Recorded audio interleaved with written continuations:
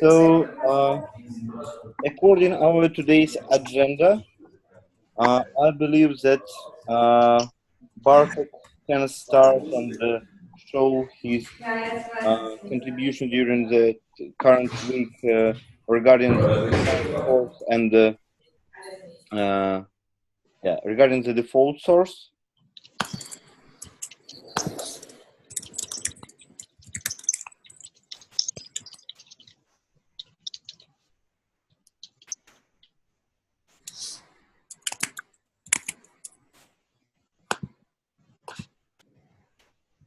Bartek, are you with us?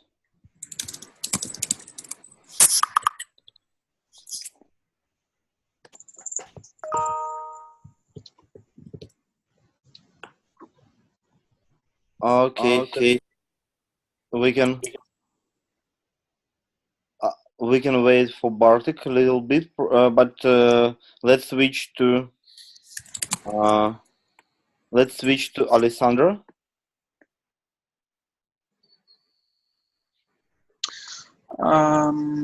Do you hear me? Yep. Yeah.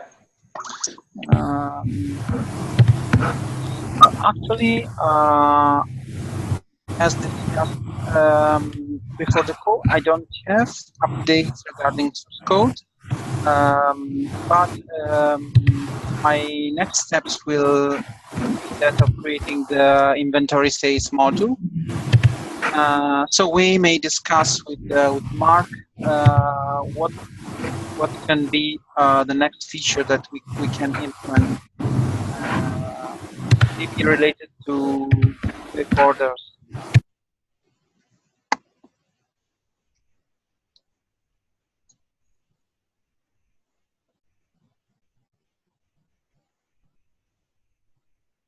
I don't hear anything. Oh yeah, sorry, I didn't say anything. It was a little bit hard to hear you. I'm sorry. It sounded like the question was to figure out the next story that you guys can take up. Is that correct? Yeah. Yeah. Okay. We can look at that.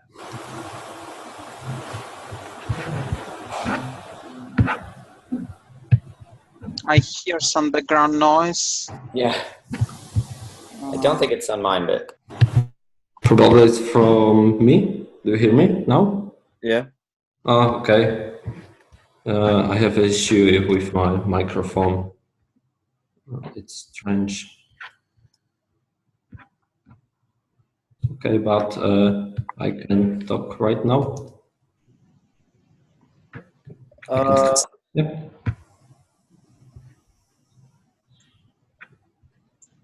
Okay, so let's finish with Alessandro Okay. and you will share your update. Okay, sorry. Yeah. As understood, Alessandro, you were curious about what kind of story you can take. So, correct? Yep. Yeah.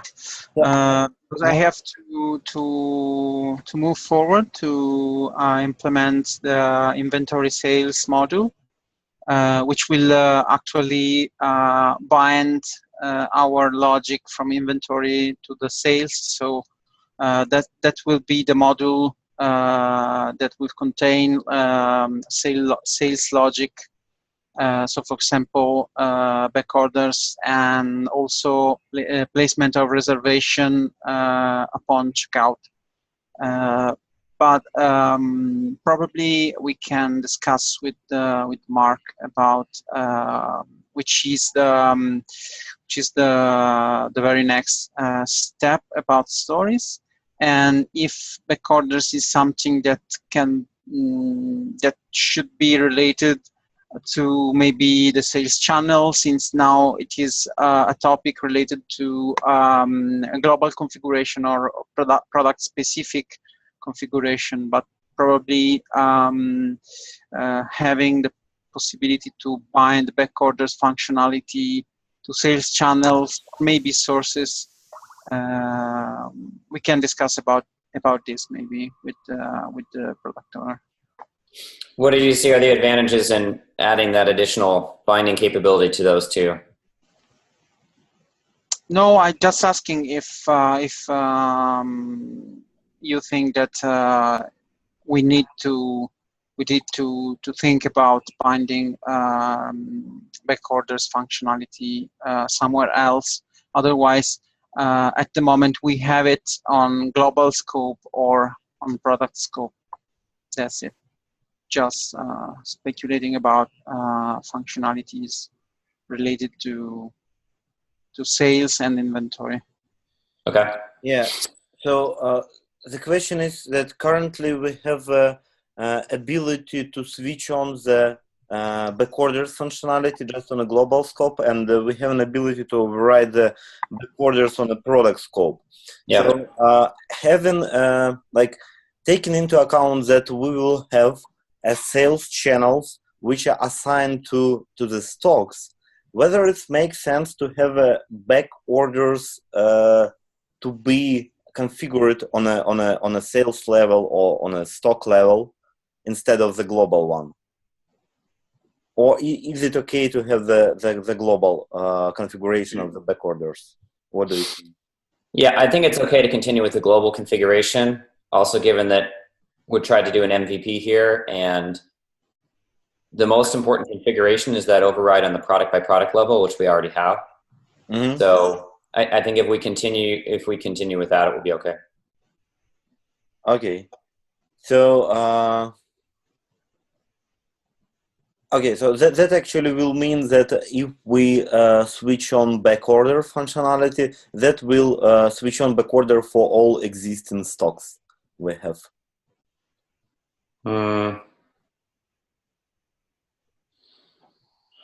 Why is that?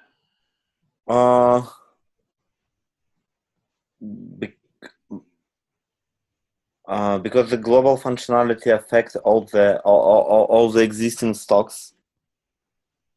Like I can share with the. No, I understand. Yeah, even if we turn on global, I'm trying to remember if that then by default impacts every product. They have to be override. You have to, on the product by product basis, to disable backorder,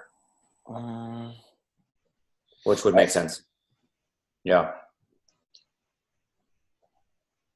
Mm-hmm. So by default, it's backorders are not allowed, and after you switch it on, I expect it's on for everything. Yeah. Yeah. But I still don't think we need to make a change to that behavior necessarily in the scope of MSI. We can. I mean, it adds additional functionality, but I just don't think it's necessary for the MVP round of the feature. Yeah. Okay. Makes sense. So, Alessandro, answering your question. So I expect that like we can leave it as is. So having the backorder functionality on a global level, and actually, like, because you will introduce a new module, your new module will kind of pluginize your existing two services which you introduced on a previous weeks, like is product in stock and get product quantity in stock, and add this pluginization behavior to like to say that product is in stock, for example, if it's if the backorders is allowed. Okay, so it will take into account the fact that backorders are active globally or specifically product? On the product level, because actually your services have the SKU, which is passed as a parameter, and because taking into account that we have an ability to override the global backorder configuration on product level, we need to get it from the product level. Yeah, sure. Okay, clear. Okay, it's fine. That will be my next step. Thank you. Okay, so Bartek, have you managed to fix your problem with the mic and the? Yeah, I think so. Okay, cool. So you can share your screen. There is nothing to show according to my last week contribute. So I speak a little bit about it. Since we have introduced new module, which is inventory catalog, we should move some files, some classes and interface, which depends from catalog to that module, so we can drop dependency from inventory to catalog module. It was done by me this week, and now these files, which depends on catalog, is in inventory catalog module. So this is dedicated module. So this module implements some kind of bridge between catalog and the inventory. Provide also default stock and default source. So that's all what I done last week. Okay. Igor, looks like we could to close one story from our roadmap, because looks like Bartek finished it. Yeah. So. Yeah. So I'm absolutely agree with Valery. So I will share my screen now and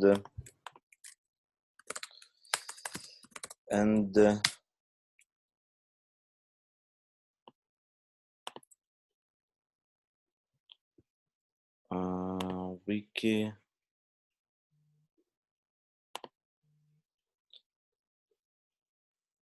So we are talking about the story default source and stock, creation of the default source and stock for it, including admin UI. So that story was estimated in 3 story points. And if you will go and see all the tickets assigned to this story, yeah, but we need to, do we already have this ticket closed? Because I see 8 tickets closed and 1 open. Now we are merging in progress. Uh-huh. Need to change status of this task. Okay, got it. So, yeah. So it looks like, taking into account that all of the tickets are closed and all of them were presented to the product owner, we can close this story.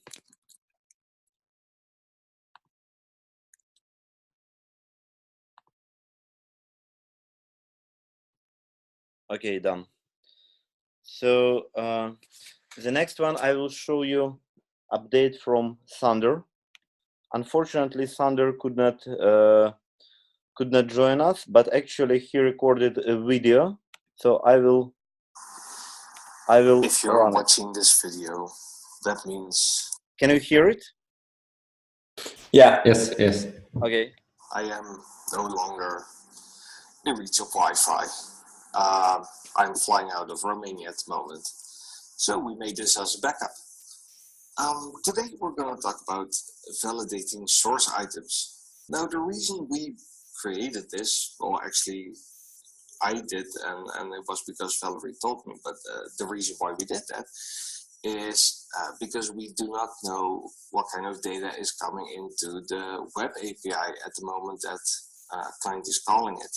And we want to make sure that the data received is actually correct. Now I will try to quickly run you through this.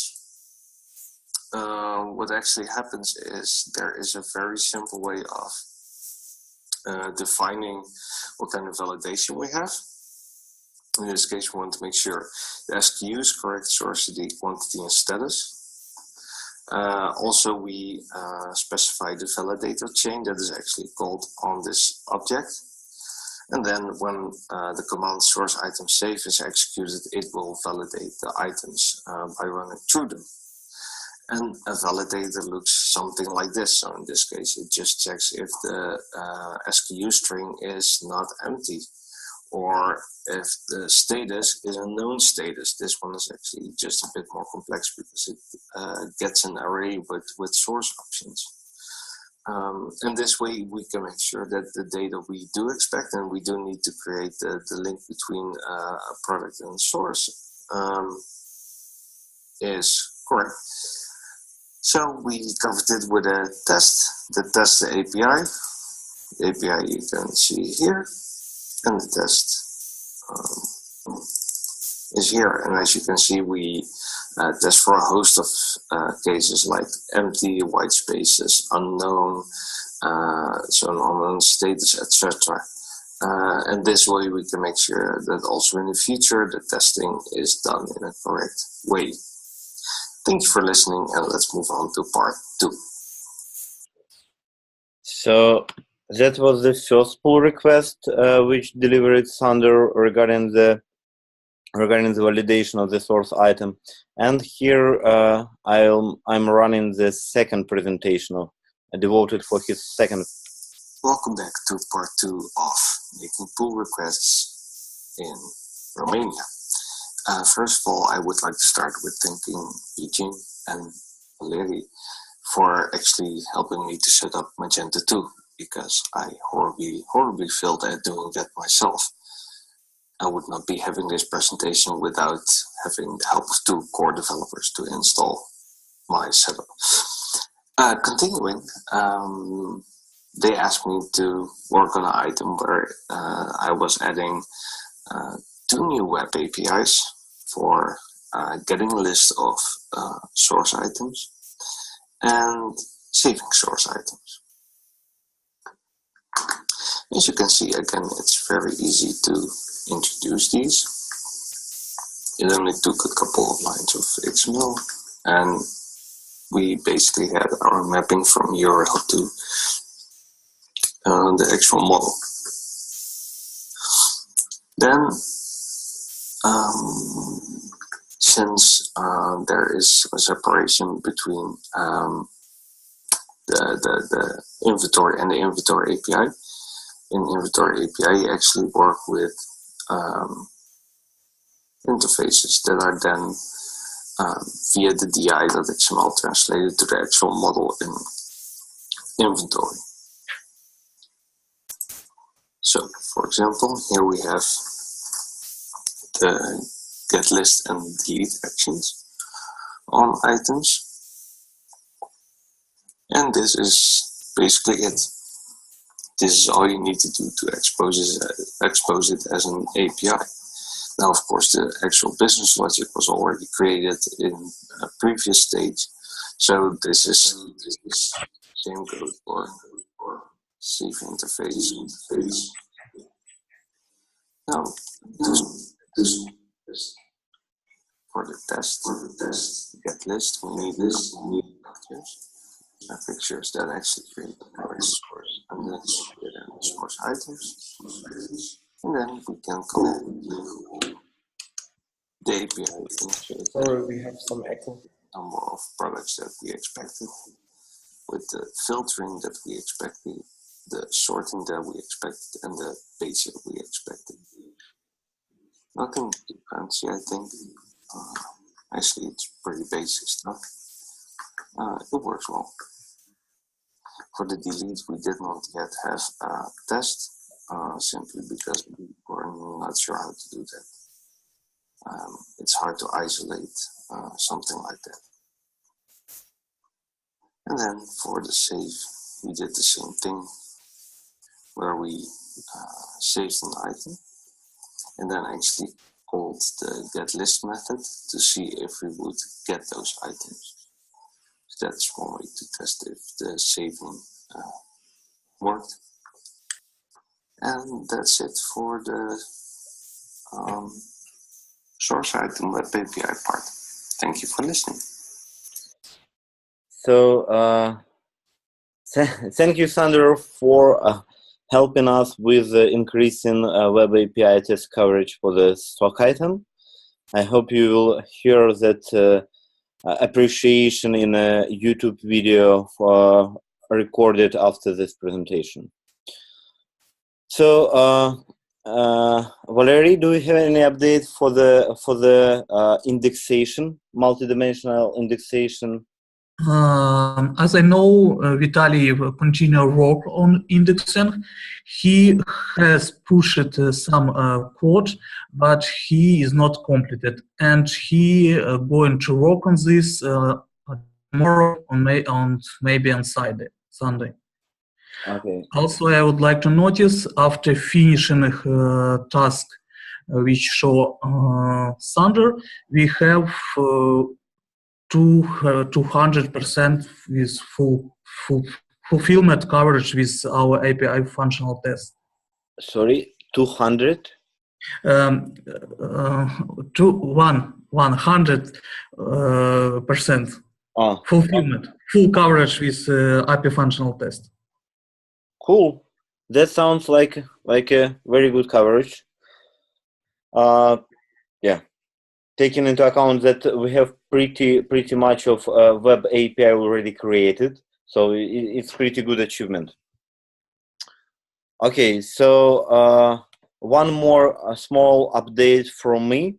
So like a half of an hour before today's meeting, we had a meeting with the product owner, with Mark, regarding what can we make to make what should we do to make the releasing of multi-source inventory project as soon as possible, and we agreed to readjust our backlog for the milestone 1 a little bit to make it possible to release it as soon as possible, and to make MSI after the milestone 1 to be used as a minimal viable product of the MSI functionality. So I will make all the adjustment with the current backlog, and I will let you know after the update in our MSI Slack channel. So there would be some interesting updates, and there would be some more stories appear. So any one of you who is interested to work on it can find anything interesting in a updated backlog. Okay, guys. Are there any other questions you would like to ask me, Valera, or product owner on the call? Yes, Igor, you are missing me. Yeah, sorry, Lars. Yeah, it's not a problem. Can I share my desktop, please, or my monitor? Yeah, of course. So,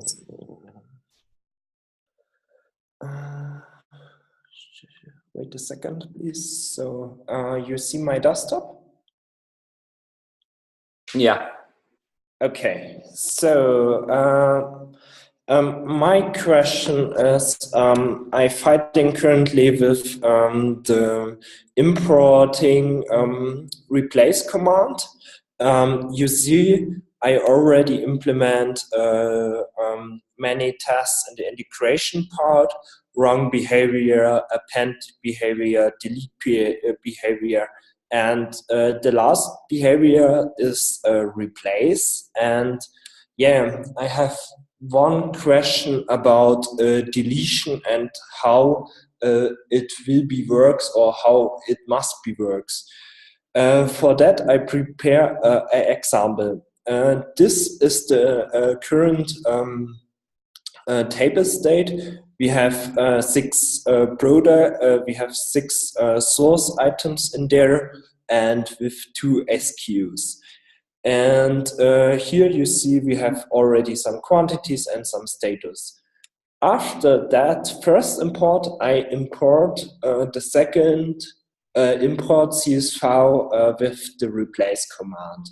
And currently I use source ID, this one, and the SKU for deletion.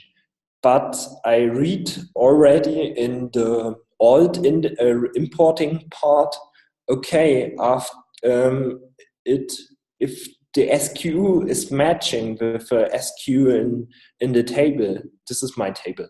And every item from the table will be deleted. The result is, for that case, is after replace, the table looks like the CSV2. It's correct, or it's I don't understand something. Sure, thanks, Lars. So you're referring to the fact that after you complete this, the second update, assignment of the stock quantity for both test and foobar in source 2 is no longer present. Okay, cool. Is that right? That's what the question is about? Because they've, yeah. Yeah. Yeah, I mean, it sounds bad that it goes away, but if you think about the intention of the merchant, if they do an upload that is a replace upload, it is to overwrite everything that's in the current product database with what is sent in the upload file.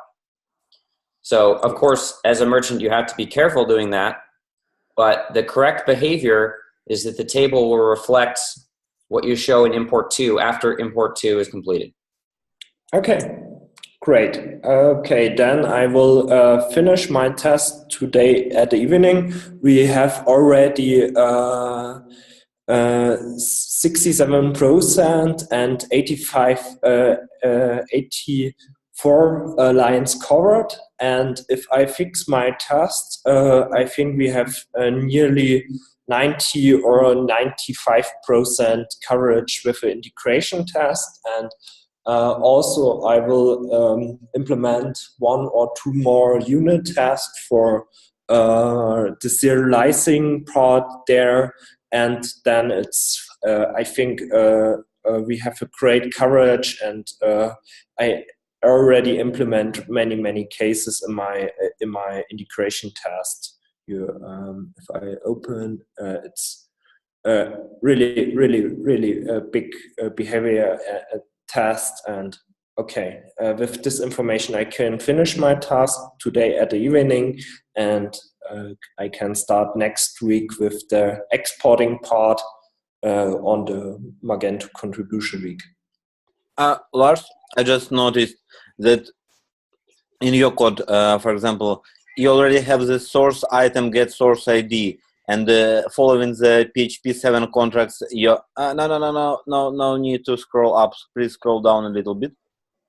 Yeah, here, yeah, a little bit up. So according to the contract, source item get source ID return int. Yeah. And the source item get quantity return float, and get status return int. So you don't need to make additional casting to these types, because according to the PHP 7 contract, these methods already guarantee that they return some value. Yeah, but if I don't make this mapping, it's the test is broken, because the types between test running and in the build data array, it's not correct. I don't know why. But do you have a strict typing here? no, currently not. And is there like we don't have there some strict type currently, but I can okay. I will look through it more carefully on a review why it happens. Okay, so not a problem. Okay, guys, are there any other questions to discuss on today's meeting? Okay, looks like there are no any other questions. So thank you for participation. Thank you, Mark, for accepting the story and for talking with guys. So see you next time, and don't hesitate to ping us in a MSI Slack channel for any other question. Thank you. Bye. Bye. Thanks, Igor. Bye. Thank you.